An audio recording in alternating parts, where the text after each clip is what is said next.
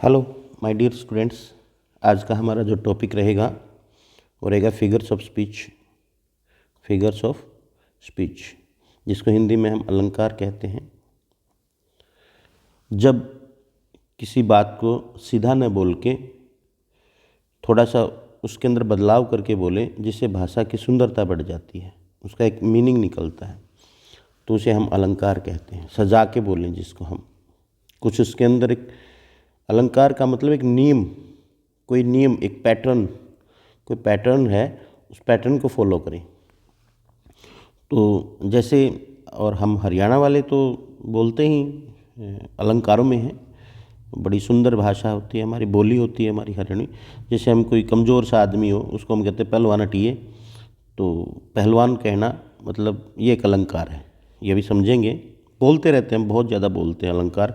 हरियाणा में बहुत ज़्यादा अलंकारों का प्रयोग किया जाता है। ये अलग बात है, हमें पता नहीं होता कि हम कौन सा अलंकार यूज़ कर रहे हैं, कौन सा नियम यूज़ कर रहे हैं। तो आज की वीडियो को खास होने वाली है। इसमें चुटकुले रहेंगे समझने के लिए, गाने गाने रहेंगे, रागनी रहेंगी, तो मज़े लीजिएगा इसका। तो पहला अलंकार है हमारा सिमिली। सिमिली, जैसा कि नाम में ये सिमिली, सिमिलर, ऐसे वाक्य जिनके अंदर जैसा, ऐसा, वैसा, ऐसे शब्द जुड़े हिंदी में, और इंग्लिश में जुड़े एज, लाइक, सो। जैसे वर्ड्स आर लाइक लीव्स, शब्द जो हैं वो पत्तों की तरह हैं। अब गाना सुनाते हैं इसके अंदर। मैंने सोचा चांद सा था, चांद सी महबूबा हो मेरी, कब ऐसा अपन बरती होता भी इस अपन बरती होता प्रके तन जीव कसुची फेरी। तो इसमें आपने देखा कि चांद सी महबूबा, चांद नहीं है, चांद सी, चांद जैसी। चांद जैसी का मतलब चांद की तरह है, ठीक है। और आपने जो रागनी सुनी उसमें देखा आपने कि सापण बर्गी, बर्गी का मतलब भी हम जैसा बोलते हैं। तो सिमिली में आपको समझ में आ गया होगा, सिमिली का मतलब सिमिलर। जैसे अब इसमें क्लियर हो जाएगा, as proud as a peacock. ये एज आ गया ना, एज ए पीकॉक, इतना घमंड जैसे कि मोर का घमंड। अब मोर के अंदर क्या घमंड होता है? मोर, मोर सुंदर होता है। जब वो नाचता है, अगर कोई उसको देख ले नाचते हुए को, तो वो नाचना बंद कर देता है। उसे अपने नाचने पे, अपनी सुंदरता पे घमंड है। As cunning as a fox, इतना धूर्त, इतना चालाक जैसे कि एक लोमड़। एज क्लियर एज क्रिस्टल, शीशे की तरह साफ। As old as hill, hill पहाड़, और तो पहाड़ की उम्र बहुत लंबी होती है, कई हजारों साल पहले बना होता है। As cool as cucumber, cucumber means जो आप खीरा, तो खीरा ठंडा होता है, खाने की जो खीरे की तासीर है वो ठंडी होती है। आगे देखिए, he fought like a lion, वह एक शेर की तरह लड़ा। तो अब आपको समझ में आ गया सिमिली का मतलब सिमिलर। सिमिलर, सिमिलर का मतलब जैसा, जैसा। तो जिसमें एज आए, लाइक आए, सो आए, जो कंपैरिजन है वो एज लाइक सो के साथ हो। She is as beautiful as her mother, ये आपका अलंकार नहीं है। अब आ गया, क्योंकि two things of same kind, same kind की चीज़ें नहीं होनी चाहिए, अलग अलग होनी चाहिए। जैसे शेर है और आदमी है, अलग अलग हैं। तो सिमिली का मतलब आपका समझ में आ गया होगा, एज लाइक सो के साथ कंपैरिजन किया जाए तो वो हमारा अलंकार सिमिली होगा। नेक्स्ट करते हैं हम मेटाफर। मेटाफर, मेटाफर के अंदर सिमिली मिटाना। मेटाफर का मेटा, मेटा का मतलब मिटाना। यहाँ पे मैं इसकी सेंस निकाल रहा हूँ, मीनिंग नहीं है मेटा का मतलब। मेटा मिटाना, तो जो एज और लाइक है उसको भी मिटा देंगे। थोड़ा सा हम नीचे डिटेल से समझते हैं, आपको समझ में आ जाएगी। सिमिली, जिसमें एज आए, लाइक आए, सो आए, ऐसा, जैसा, वैसा। मेटाफर में मिटा दो इस एज लाइक सो को भी। याद करने का तरीका बता रहा हूँ। मेटा, मेटा का मतलब मिटाना, मिटाना। हम क्या कहेंगे? He was lion in the field, in the battle field, in the war. वो युद्ध में शेर की तरह नहीं था, शेर ही था, ही वॉज लॉयन। तो हमने एज और लाइक को मिटा दिया, एज और लाइक को मिटा दिया। अब हम देखते हैं दोबारा से अपने सेंटेंसेस के द्वारा। He was a lion in the fight, युद्ध में वो शेर था। He was like a lion नहीं आया, लाइक आ जाता तो हमारा सिमिली होता है। लाइफ इज़ ए ड्रीम, जीवन जो है वो एक सपन है। जैसे सपना छोटा सा होता है उसी प्रकार से जीवन भी छोटा सा है। मतलब एक गुण इसका और एक गुण इसका, कम से कम ड्रीम का और लाइफ का, दोनों का कम से कम एक गुण तो हो, तो हम उसको मेटाफर में कहते हैं। अब लॉयन का मतलब क्या होता है? बहादुरी। और ये भी क्या है? वहाँ पे बहादुरी की बात करें, बहादुरी से लड़ा। तो यहाँ पे हमने फिर इसको मेटाफर के द्वारा करते हैं। टाइम इज़ मनी, रुपया जो है वो धन है। टाइम कीमती है, मनी भी कीमती है। तो टाइम इज़ लाइक मनी, हम ये भी कि time is like money, like आ जाएगा तो आपका सिमिली हो जाएगा। लाइक को मिटा दो, लाइक को मिटा दो तो आपका मेटाफर हो जाएगा। इसके अंदर एक एक्सटेंडेड मेटाफर और होता है। जब उस जैसे अभी तो यहाँ पे he was a lion in the fight, और अब इसका जिक्र और करें 2-3 लाइन में, हम इसी लाइन को और ले जाएं तो वो मेटाफर हो जाता है एक्सटेंडेड मेटाफर। देखिए, मल्टीपल लाइंस, पैराग्राफ्स और स्टेंजाज में आए। आपका द ट्रीज 10th क्लास के अंदर द ट्रीज है, वहाँ पे कोई एज लाइक नहीं है, वो एक्सटेंडेड मेटाफर है। किसके लिए आया? ट्री, वुमेन के लिए, और बार बार आया है, तो इसलिए बार बार आया है तो वो एक्सटेंडेड मेटाफर हो गया। ठीक है। और द रोड नॉट टेकन, ये भी आपकी पोएम है। अपने लैंको का है, the big drops are 10 cent coins. जब आपने लैंको का जो लेसन है तो उसको जब हम करते हैं तो लैंको क्या कहता है? जब बारिश हो रही है तो कहता है कि जो रेन्स हो रही है, these are the big drops are 10 cent coins. जो बड़े हैं वो 10 सेंट कॉइन्स हैं। लाइक नहीं बोल रहा, वो मेटाफर का यूज़ कर रहा है। The small drops are 5 cent coins. तो छोटे हों 5 सेंट के हैं, बड़े हों 10 सेंट के हैं, तो वहाँ पे भी वो मेटाफर है। तो ये नहीं है कि सिर्फ पोम के अंदर ही होता है, वो आपके जो लेसन्स हैं जहाँ पे आपका यानी प्रोज में भी आपका आप फिगर्स ऑफ स्पीच यूज़ करते हैं। तो अभी हमने 3 किए हैं, तीनों को हम एक बार फिर दोबारा से समझ लेते हैं बहुत आसान तरीके से। हमारा पहला रहेगा सिमिली, जिसमें एज, लाइक, सो आएगा। 2 चीज़ों के अंदर कंपैरिजन होगा, एज, लाइक, सो होगा, इनडायरेक्ट कंपैरिजन होगा। मेटाफर में डायरेक्ट कंपैरिजन होता है, एज, लाइक, सो मिटा देते हैं। एक्सटेंडेड मेटाफर में इसको और ज़्यादा 2-3 लाइनों में लेके जाते हैं। अब एक आपने हरियाणवी फोक सॉन्ग सुना होगा, जो फेरे जो हमारे शादी होती है तो उसके अंदर हम हरियाणवी फोक सॉन्ग होता है, मंत्र छूट सकते हैं लेकिन ये सॉन्ग नहीं छूटता कि सड़क सड़क या पटरी पटरी मुस्सी जा, पटरी पटरी मुस्सी जा, पटरी पटरी मुस्सी, मुस्सी का मतलब चूहिया, पटरी पटरी मुस्सी जा, बंदड़े की बेबे रुस्सी जा, बंदड़े की बेबे, बेबे मीन्स सिस्टर, बेबे रुस्सी जा। इसको समझना ज़रा, यहाँ से समझ में आ जाएगा कि पटरी पटरी मुस्सी जा, ठीक है, बंदड़े की बेबे, तो आपने सुना होगा फेरों पे। तो इसमें क्या होता है, इसको मैं गा के भी सुनाता हूँ, नहीं गा के नहीं, ज़्यादा हो जाएगा। पटरी पटरी मुस्सी जा, मुस्सी जा, बंदड़े की बेबे रुस्सी जा। अब देखिए, पटरी पटरी मुस्सी जा, जणू, जणू, अगर हम जणू ला दें, जणू, पटरी पटरी मुस्सी जा, जणू, बंदड़े की बेबे रुस्सी जा। जणू का मतलब जैसे, तो जणू लग गया तो हमारा सिमिली हो जाएगा, सिमिली, जणू लग गया तो हमारा सिमिली हो जाएगा। और जणू को हटा देते हैं, सिर्फ बोलते हैं कि पटड़ी पटड़ी मुस्सी जा, बंदड़े की बेबे रुस्सी जा। तो यहाँ जैसा वैसा हट गया, तो ये हमारा मेटाफर हो गया, मेटाफर, मेटाफर। और इसी को और आगे थोड़ा सा हम डिटेल से पढ़ रहे कि पटरी पटरी मुस्सी जा, बंदड़े की बेबे रुस्सी जा, कान पकड़ कर लियावांगे, मारा रामफल गब्यावांगे। और इसको और ज़्यादा कर दे तो वह एक्सटेंडेड मेटाफर हो जाएगा, एक्सटेंडेड मेटाफर। अब आपको थोड़ा सा, ये ज़रूरी नहीं है कि आपको बिल्कुल वैसा ही मिले, लेकिन आपको भूलना नहीं है। अब simile, metaphor, extended metaphor. Next हम करते हैं पर्सोनिफिकेशन। पर्सोनिफिकेशन, पर्सन, व्यक्ति, किसी के अंदर व्यक्ति के ही गुण डाल दी जाए, निर्जीव चीज़ के अंदर, कोई प्रकृति की चीज़ के अंदर हम निर्जीव के गुण डाल दें।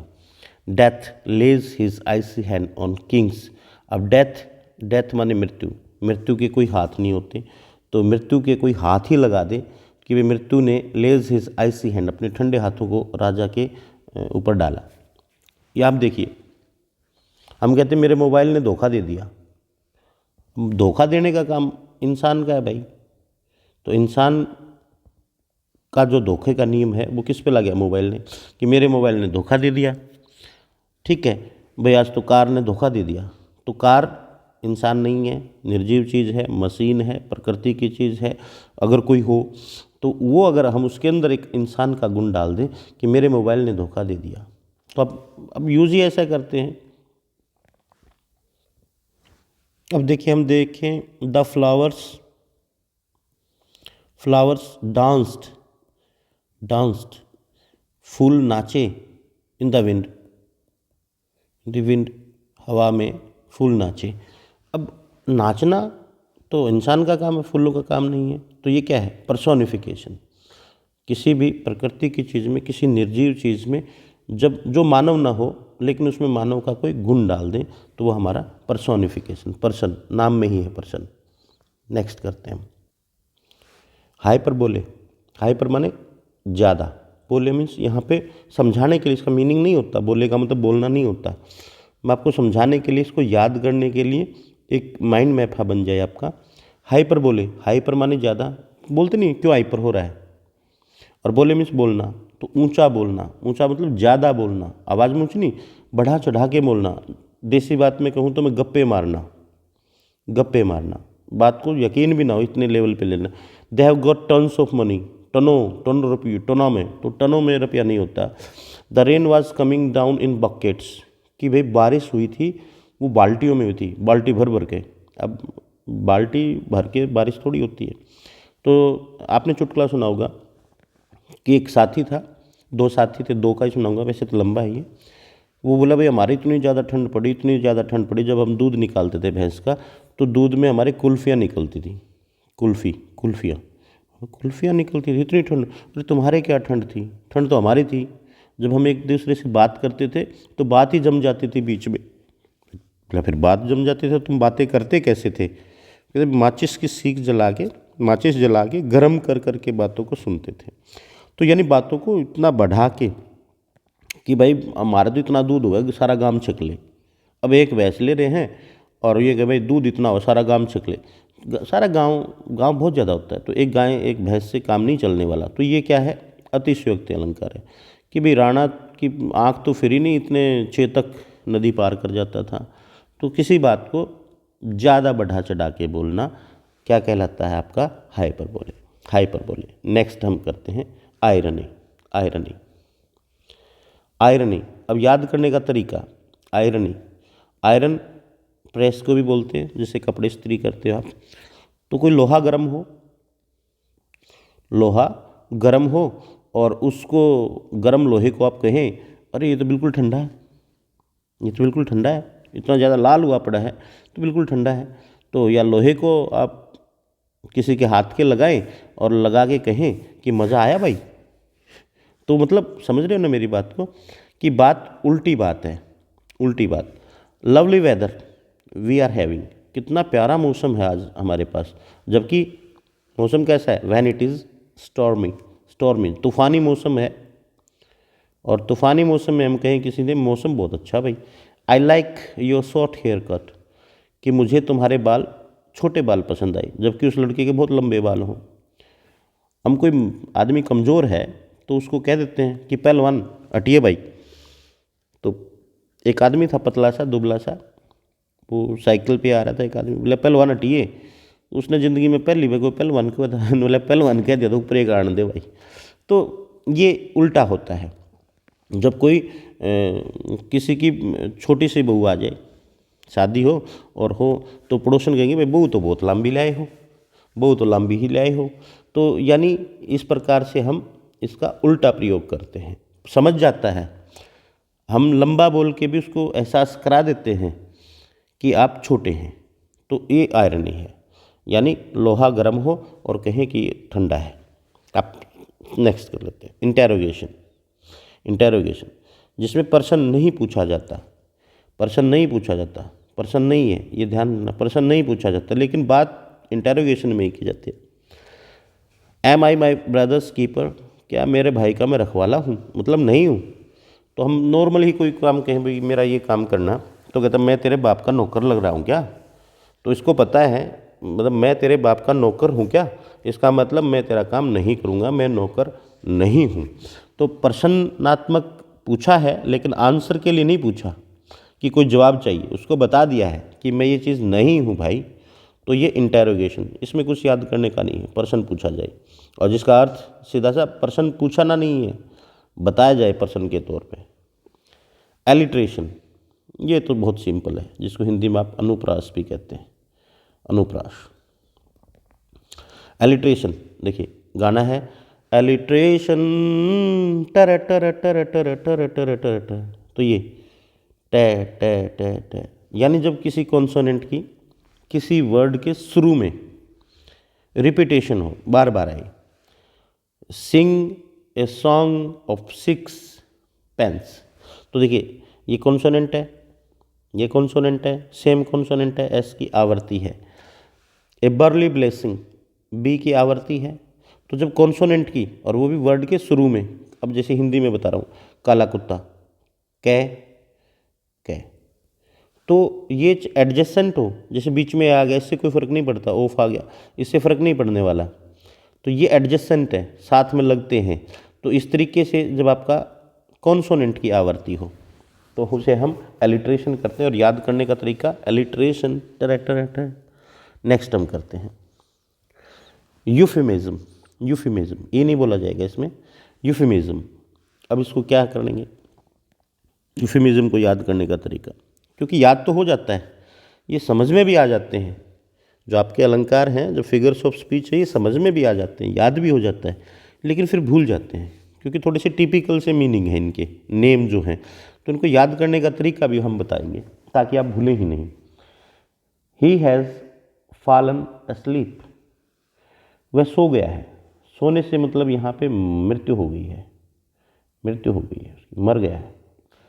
तो कोई ऐसी चीज़, दुखदाई चीज़ जिसको हम बता नहीं सकते, तो उसको थोड़ा सा लपेट के कि उसको बुरी ना लगे सुनने वाले को, पहले ही नुकसान हुआ है उसको, ये सुन के और नुकसान ना हो, तो हम क्या कहते हैं, ही हैज़ फॉलन अस्लीप, वो सो गया है। या हम कहें किसी को कोई मृत्यु हो जाती है तो हम कहते हैं भाई वो तो स्वर्गवासी हो गया, या हम कहें भाई वो नहीं रहा, भाई फलाना आदमी नहीं रहा। नहीं रहा का मतलब इस पृथ्वी पे नहीं रहा, स्वर्गवासी हो गया, दूसरे लोक में चला गया। भाई किसी का फूफा मर गया मान लो, तो वो और बुआ पहले ही मरी हुई है, तो हम क्या कहेंगे, भाई फूफा तो बुआ के पास जा लिया, मतलब ये नहीं कहेंगे मृत्यु हुई है, फूफा तो बुआ के पास जा लिया। अब इस बात को समझना, तो इसको याद करने का फूफा का एग्जाम्पल क्या, फूमिज्म, यूफेमिज्म, यूफे फे फे यूफे फूफा, फूफा मिज्म मर गया, फूफा मर गया। तो ऐसा ना बोल के इसको याद करना, यूफेमिज्म, यूफे, यूफे से फूफे फूफा, फूफा मर गया। तो ये याद करने का तरीका, यूफेमिज्म में यूफे फयाते याद करना, फूफा वाला है भाई, और फूफा बुआ तो रजा लिया। तो ऐसा हम कोई अशुभ चीज़ है उसको थोड़ा सा ढंग से बात करें कि दूसरे को बुरा ना लगे। You are telling me a fairy tale, तुम मुझे एक परियों की कहानी सुना रहे हो। तो परियों की कहानी काल्पनिक है, it means you are telling a lie, झूठ बोल रहे हो तुम भाई। तो झूठ ने कह के हमने क्या कहा कि परियों की कहानी सुना रहे हो। He is no more, no more का मतलब अब नहीं रहा, पास्ड अवे, चला गया है, इन हेवन, स्वर्गवास हो गया है। तो किसी की मृत्यु हो जाती है, या कई बार हम कोई मृत्यु हो जाती है और रिश्तेदार भाई बहन कोई दूसरे गांव में गए हुए हों, तो उनको हम बुलाते हैं कि भाई तुम्हारे पिता तुम्हारी माता बहुत ज़्यादा बीमार है, मिलना चाहती है। तो वो समझ जाता है कि कुछ गड़बड़ है, या तो मृत्यु हुई है, लेकिन यहाँ तक आते आते वो तैयार हो जाता है। तो ये आपका, अब नेक्स्ट करेंगे हम पन, double meaning. Double meaning, double meaning में क्या होगा, हम एक बात करते हैं, भाई कह तो तू ऊँ मान जा ना, तो फिर ऊँ मानेगा। तो ऊँ के कई मीनिंग हो जाते हैं, या तो ऊँ मान जा, या फिर ऊँ मानने का। ऊँ का मतलब पता नहीं, लाड प्यार से मनाएंगे, गुस्से से मनाएंगे, पिटाई से मनाएंगे, उसके कई अर्थ निकल जाते हैं। तो डबल मीनिंग देखिए, N ambassador is an honest man who lies abroad for the good of his country. N ambassador होता है जो IAS ऑफिसर्स दूतावास में रहते हैं, जो दूसरे देशों में हमारे ऑफिसर्स रहते हैं, उसको एम्बेसडर बोलते हैं। तो वो क्या करता है, इज एन ऑनेस्ट मैन, वो ऐसा ईमानदार आदमी है, हु लाइज, जो रहता है अब्रोड, विदेश में, अब्रोड विदेश, जो विदेश में रहता है। ही लाइज अब्रोड, लाइज माने झूठ बोलना भी, जो झूठ बोलता है विदेश में, किसके लिए, जो देश के लिए रहता है या देश के लिए झूठ बोलता है, for the good of his country, देश की भलाई के लिए, अपने देश की भलाई के लिए ही दूसरे अपने घर को छोड़ के दूसरे देश में रहना, तो वो रहता है या वो झूठ बोलता है। लाइज का मतलब यहाँ पे ठहरना, लाइज का मतलब यहाँ पे टेल्स लाइज। ठीक है, आ रहा हूँ। पन का एक एग्जाम्पल बहुत और अच्छा है कि बस के अंदर एक लोहार, गड्ढे लोहार बोलते हैं, जो गड्डियाँ जो अपना घूम घूम के सामान बेचते हैं, तो वो बस में बैठे थे, लोहारी आगे बैठी थी। तो उससे पूछा, भाई लोहारी ने 2 टिकट ले ली, तो बोले भाई दूसरी, कंडक्टर पूछ लेता है कि दूसरी टिकट किसके लिए है। बोले जी लोहार पीछे खड़ा है। तो कंडक्टर ने बोला कहाँ खड़ा है, दिखाओ। तो लोहारी कहती है, ओ लोहार देख, तने देखनी आ रहे। तो देखनी आ रहे का मतलब क्या है यहाँ पे, हम देखनी आ रहे बोलते हैं जब रिश्ता करने आता है, तो कोई रिश्ता करने वाले को भी हम देखनी आ रहे बोलते हैं। तो रिश्ता करने आ रहे हैं या सिर्फ कंडक्टर से देखना चाहता है, तो दोनों ही मीनिंग है उसके, देखना की, देखना और रिश्ता करना। तो ये आपका पन है, ये हम चुटकुलों में बहुत प्रयोग करते हैं। नेक्स्ट है हमारा ओनोमोटोपिया। देखिए ओनोमोटोपिया याद करने का तरीका, ध्वनि सूचक होता है ये। मोटो मोटर, पिया पों पों, मन्नू भाई मोटर बोले पों पों पों। याद करने का तरीका, मोटर बोले पों पों पों। अब ये देखें, धड़ाम से बंद कर दिया, धड़ाम, क्रैश, कोई टकरा जाना किसी का, क्रैश हो गया, गड़गड़ाहट की आवाज़ होना, बैंग, धड़ाम से मारना, क्लिंक, ये भी खनखनाहट की आवाज़ है, स्प्लैश, जैसे भी हम पानी में कूदते हैं तो स्प्लैश की एक आवाज़ आती है, तो उसके लिए वर्ड यूज है स्प्लैश। क्लैप, क्लैप ताली बजाना, अब क्लैप, क्लैपिंग, तो यही है। बाक, बाक भौंकना। अब भौंकना, कुत्ता कैसे भौंकेगा, भौं भौं भौं, कुत्ता जो भौंकता है वही बाक। तो वही वर्ड, उसकी वर्ड से ही उसकी एक साउंड आए, उस साउंड जो आए, चटर पटर, चटर पटर, बातूनी, बातें ज़्यादा करना। हिश, जो सांप करता है, द स्नेक हिस्ट, हिश, तो फुकारना, फुकारना, क्यों फुकार रहा है, फुकारना।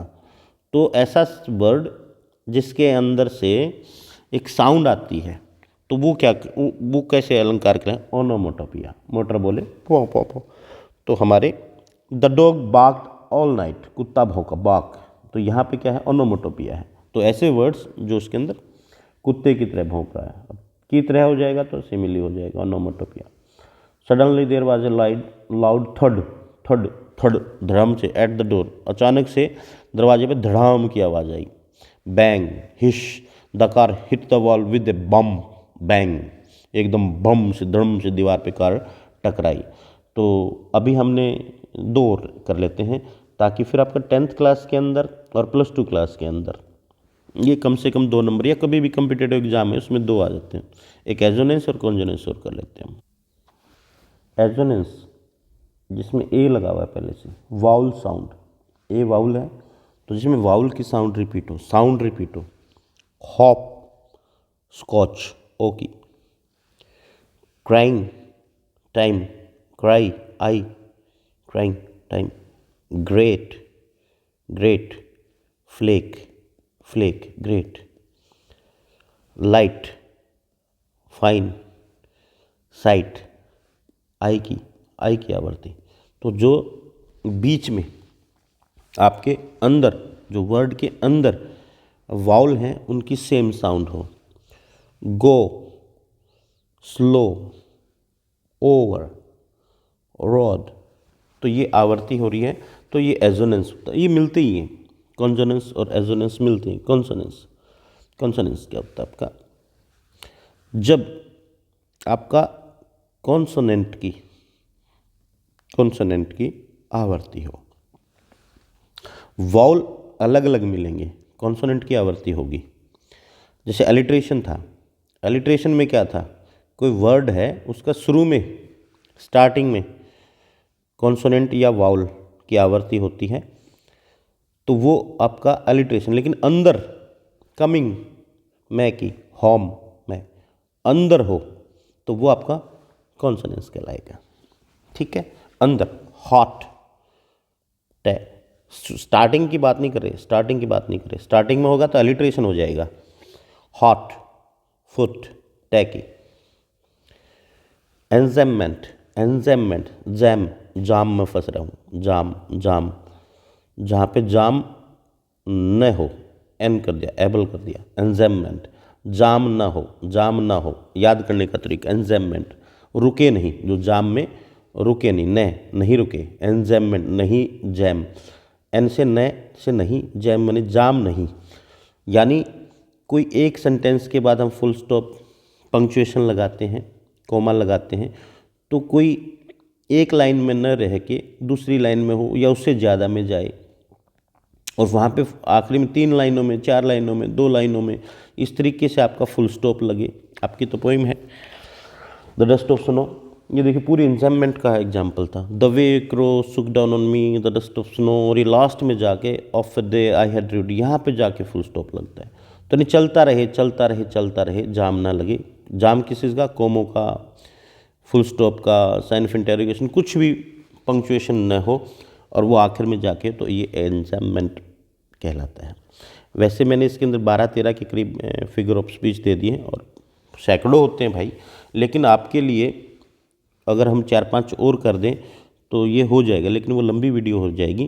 तो इस वीडियो में हम इतना ही रखेंगे। अगर आपको लगता है कि ये आपके लिए हेल्पफुल है, ये देखिए 1 से 2 मार्क आपको दे के ही जाएगी, 1 से 2 मार्क्स आपको दे के ही जाएगी 10th क्लास में, +2 क्लास में, या आपके किसी भी कॉम्पिटिटिव एग्ज़ाम में ये फिगर ऑफ स्पीच आते ही आते हैं। तो आपको ये 12-13 मैंने फिगर्स ऑफ स्पीच कराए हैं। अब अगर आपको ये पसंद आया है और आपको लगता है कि अब उसमें याद होने में आसानी हुई है, तो अगर आप कमेंट में यस डालेंगे और एक आप एग्जाम्पल डालेंगे, एक आप किसी भी इसका एग्जाम्पल डालेंगे, आप किसका डालेंगे, 1 मिनट, पर्सोनिफिकेशन का, कोई भी पर्सोनिफिकेशन का एग्जाम्पल जो मैंने नहीं दिया है। बहुत सारे एग्जाम्पल होते हैं हमारे, तो गाड़ियों के साथ हम एग्जाम्पल दे देते हैं, और किसी के साथ, कार के साथ, मोबाइल के साथ, सब के साथ हम उसको अपना एक साथी मानते हैं, उसको एक पर्सन मानते हैं, तो उससे हम एक पर्सन की तरह ही बात करते हैं। ठीक है, तो वैसा कोई एग्जाम्पल आप ज़रूर देंगे। तो एक पर्सोनिफिकेशन का एग्जाम्पल देंगे, और आपको आगे वीडियो फिगर ऑफ स्पीच पे 5-10 फिगर्स ऑफ स्पीच पे हम और बनवाना चाहते हैं कि ऐसी ठीक रहेंगी, मज़ा आया, तो आप उसके अंदर कमेंट्स के अंदर डालिएगा कि एक वीडियो और रहे। और यहाँ पे जिस भी पर्सोनिफिकेशन आपको कोई भी फिगर ऑफ स्पीच आपको नहीं समझ में आ रहा है, तो उसका नाम लिखिएगा कि सर इसको एक्सप्लेन और कर देंगे हम डिटेल में। तो मज़ा लीजिएगा फिगर्स ऑफ स्पीच का। Enjoy the day.